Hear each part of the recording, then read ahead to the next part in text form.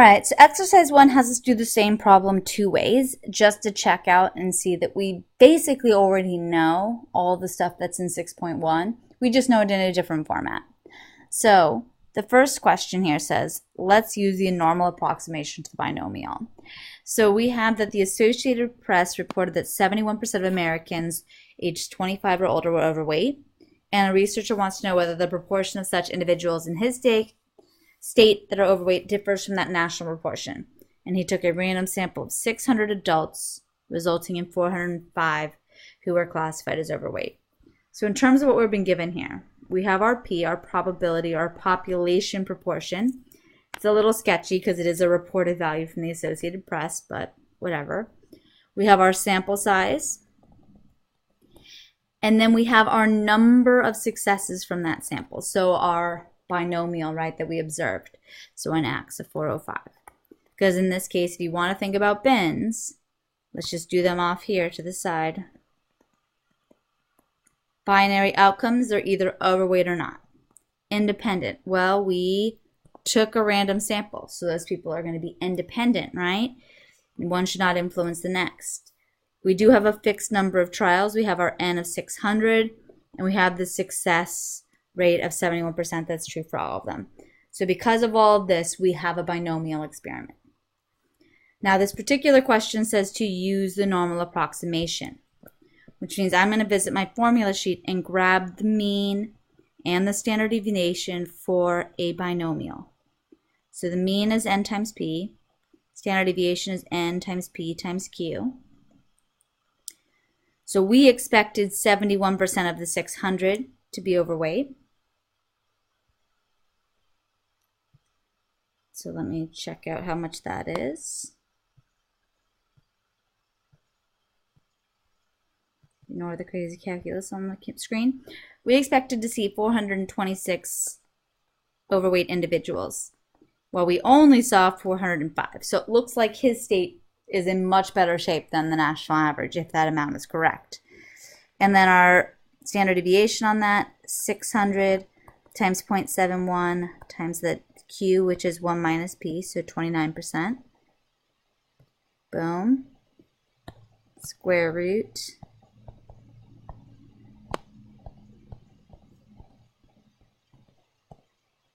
$11.1149. And then once I have this mean and standard deviation, I'm going to use the fact that we have normality, right? So this says use the normal approximation. So we're going to draw a normal curve with that mean and standard deviation. So mean of 469. I'm not going to bother with the standard deviations because you guys know I'm lazy.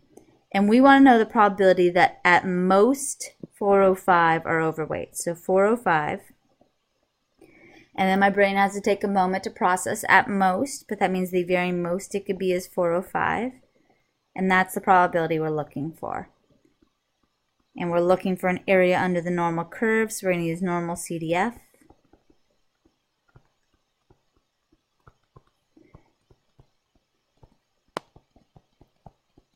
And that will give us our probability.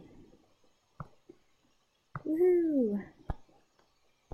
Let's bring this, come on now, calculator, perfect.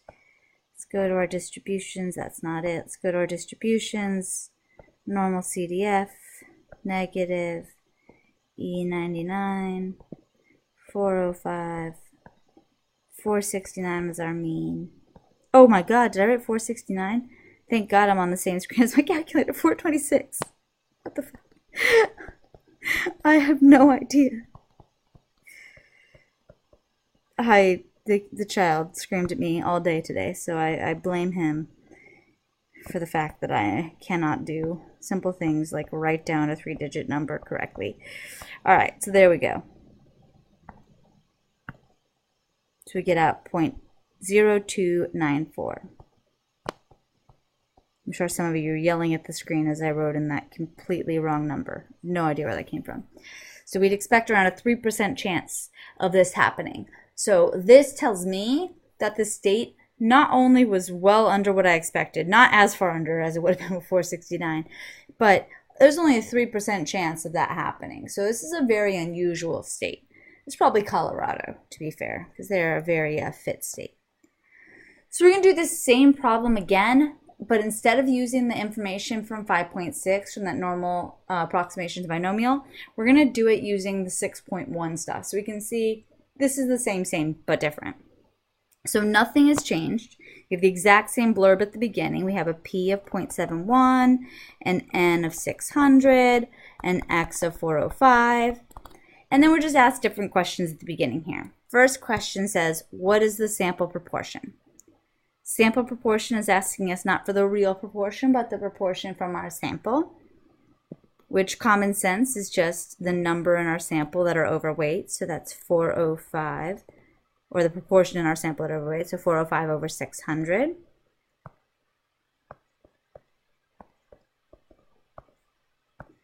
So 0.675. And now we're comparing the proportions to each other, and we're saying, ooh, 67.5% is a lot less than 71%. But is it a lot less? We'll see. So if we wanted to describe the distribution, this is always that squiggly line thing. What is the distribution? And we only have two distributions at our disposal at this point. The binomial, which is true if we're talking about a number, or the approximate normal. And since we're talking about a sample proportion, we're in approximate normal land, right? As long as NP and NQ are greater than or equal to 10, right? But look at our N, it's 600. If we really wanted to check this, we'd only really need to check NQ because 29% is less than 79%. And we could see here that this is 174. So, and this one we already did as the mean for the last one, 426. They're both greater than or equal to 10, so we do have our approximate normality. So we're describing the sample proportion. We know it's approximate normal because our rule of thumb is met. We could even check all four of the assumptions from above, that we have a simple random sample. Boop. We have independence. We already checked that in the last problem. And that our sample size is no more than 10% of our population.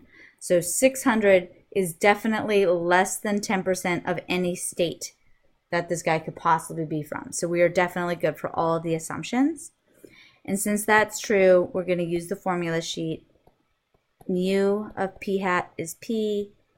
Standard deviation of p hat is the square root of pq divided by n. So our mean here is just going to be the 71. So we expected. And then our standard deviation is 0.71 times 0.29 divided by our 600.